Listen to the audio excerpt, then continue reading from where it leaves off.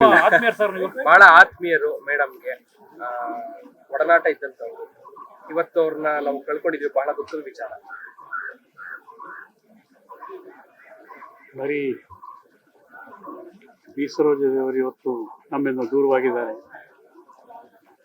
ಕನ್ನಡ ಚಿತ್ರರಂಗ ಅಷ್ಟೇ ಅಲ್ಲ, ತಮಿಳು ಚಿತ್ರರಂಗ, ತೆಲುಗು ಚಿತ್ರರಂಗ, ಹಿಂದಿ ಚಿತ್ರರಂಗ, ಮಲಯಾಳಂ ಚಿತ್ರರಂಗ, ಎಲ್ಲ ರಂಗಕ್ಕೂ ಬಹಳ ದುಃಖದ ವಿಷಯ. ಯಾಕೆ ಅಂತಂದ್ರೆ ಪಂಚಭಾಷಾ ತಾರೆ ಅಂತ ಪ್ರಪ್ರಥಮವಾಗಿ ಹೆಸರು ಪಡೆದಂಥ ವಿ ಸರೋಜದೇವಿಯವರು ಇವತ್ತು ನಮ್ಮಿಂದ ದೂರವಾಗಿದ್ದಾರೆ. ಎಲ್ಲರ ಜೊತೆಯಲ್ಲೂ ಅಭಿನಯಿಸಿದ್ದಾರೆ. ರಾಜಕುಮಾರ್ ಆದಿಯಾಗಿ ತೆಲುಗಿನ ಎನ್ ಟಿ ರಾಮರಾವ್, ನಾಗೇಶ್ವರ ರಾವ್, ತಮಿಳಿನ MGR, ಶಿವಾಜಿ ಗಣೇಶನ್, ಜಮಿನಿ ಗಣೇಶನ್, ಹಿಂದಿ ದಿಲೀಪ್ ಕುಮಾರ್, ರಾಜೇಂದ್ರ ಕುಮಾರ್, ಹೀಗೆ ಇಂಥ ದಿಗ್ಗಜರ ಜೊತೆಯಲ್ಲೆಲ್ಲ ಅಭಿನಯಿಸಿ ಹೀರೋಗೆ ಎಷ್ಟು ಪ್ರಾಮುಖ್ಯತೆ ಕೊಡ್ತಿದ್ರು ಅಷ್ಟೇ ಪ್ರಾಮುಖ್ಯತೆ ಹೀರೋಯಿನ್ಗೂ ಕೊಡ್ತಿದ್ರು. ಅಂಥ ಹೆಸರನ್ನು ಪಡೆದಂಥ ಏಕಮೇವ ದ್ವಿತೀಯ ನಟಿ ವಿ ಸರೋಜಿನಿ. ನನ್ನ ಪುಣ್ಯ ಅವ್ರ ಜೊತೆಯಲ್ಲಿ ಅವರ ಗಂಡನ ಪಾತ್ರ ಒಂದು ಮಾಡಿದ್ದು. ಹಳೆಯ ಚಿತ್ರಾನ್ನ ಶಂಕರನಾಗದಲ್ಲಿ ನಾಯಕನ ಪಾತ್ರ ಮಾಡಿ KCN ನಿರ್ಮಾಣ ಮಾಡಿದ್ದು. ಆವತ್ತಿನಿಂದ ಇವತ್ತಿನವರೆಗೂ ಈಗ ಒಂದೂವರೆ ತಿಂಗಳ ಹಿಂದೆ ಮಾತಾಡಿದ್ದು ಅವರ ಆರೋಗ್ಯದ ಬಗ್ಗೆ. ಚೆನ್ನಾಗಿದ್ದೀನಿ. ಅವರ ದಿನಚರಿ ಅವರೇ ಹೇಳ್ಕೊಂಡು ಬೆಳಗ್ಗೆ ಎದ್ದ ತಕ್ಷಣ ಪೂಜೆ ಪುನಸ್ಕಾರ ಎಲ್ಲ ಮಾಡಿ ತಿಂಡಿ ಆಮೇಲೆ ಯಾವುದಾದ್ರೂ ಒಂದು ಸಿನಿಮಾನೋ ಇಲ್ಲ ಸೀರಿಯಲ್ಲು ನೋಡೋ ಒಂದು ಅಭ್ಯಾಸ. ರಾತ್ರಿ 12 ಗಂಟೆವರೆಗೂ ನೋಡ್ತಾ ಕೂತ್ಕೊಂಡಿರೋ.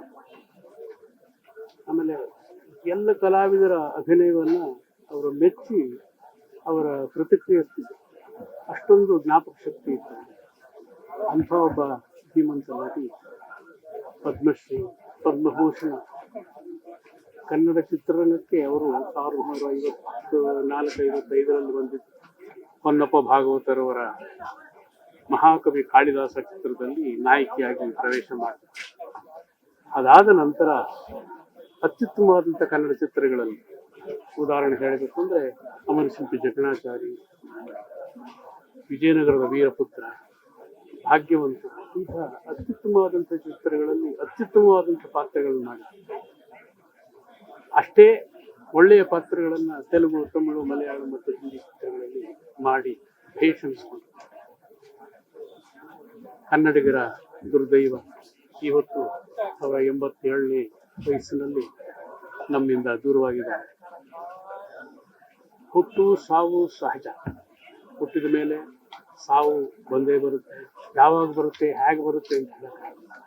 ಇವತ್ತು ನೋಡಿ ಅವರು ಪೂಜೆ ಮಾಡಿ ತಿಂಡಿ ತಿಂದು ಕೂತಿದ್ದ ಹಾಗೇನೆ ಪ್ರಾಣ ಹೋಯಿತು. ಅದು ನಿಜಕ್ಕೂ ಒಂದು ಹೆಮ್ಮೆ ಪಡಬೇಕಾದಂಥ ಒಂದು ಸಂಗತಿ. ಅಂಥ ಸಾವು ನಿಜಕ್ಕೂ ಒಂದು ಕೆಲವ್ರಿಗೆ ಮಾತ್ರ ಅದನ್ನು ಆರಿಸ್ಕೊಂಡು ಬರುತ್ತೆ. ನಾವು ಅವ್ರ ಬಗ್ಗೆ ಎಷ್ಟೇ ಮಾತಾಡಿದ್ರು ಅವ್ರನ್ನ ಕಳ್ಕೊಂಡಿದ್ದೀವಿ. ನಮಗೆ ದುಃಖವಾಗಿದೆ. ಭಾರತೀಯ ಚಿತ್ರರಂಗಕ್ಕೆ ಅವ್ರನ್ನ ಕಳ್ಕೊಂಡು ದೊಡ್ಡ ದುಃಖವಾಗಿದೆ. ಅವರ ಕುಟುಂಬಕ್ಕೆ ಸಾಂತ್ವನ ಕೊಡೋದಷ್ಟೇ ನಮ್ಮಿಂದ ಆಗೋದು.